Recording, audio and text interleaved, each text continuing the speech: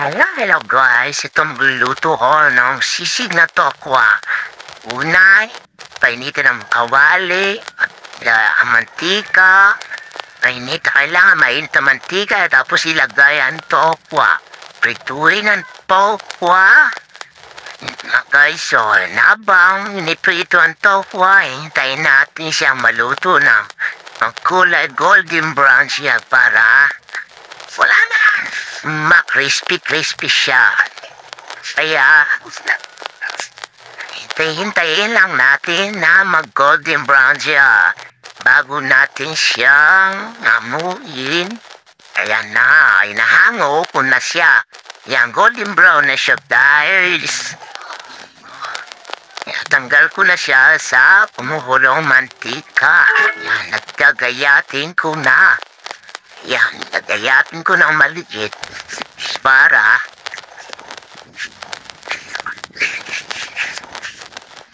makagawin siyang sisig. Tumas na yan. Nagayat ko na nga siya, guys. Ayan. Nagayat ko siya ng maliit para swabe. Manamit siya pag hinahe. Crispy, parang bata. Yan ang bawang sisig na tokwa kung di niya pa kayo nakatikip yan. Mati guys, subukan niyong lutuin, magluto kayo. Sigurado manamit na masarap siya, yan o. Tapos ko na siya, kayatin at ito naman ang susunod ko. Yan, siling haba. Iwain ko siya ng maliliit din. Yan ang siling haba, kala niyo hindi yan maangang yan guys. Yan o, chill lang ang pag-iwa, baka daliri mo ang maiwa at ang kulay green na sili ay maging kulay pula dahil ang nihiwa mo pala isang daliri na yan o. Sarap din guys eh. Hindi ba kung naamoy nyo yan guys, amoy pa lang, panalo na parang ay manalo sa talpakya. Daming nilagay din na siling haba guys para swabe mapaparami ang kain mo kung natikman mo to. Panahon ngayon hindi na pag ikaw ay tuto kaya subukan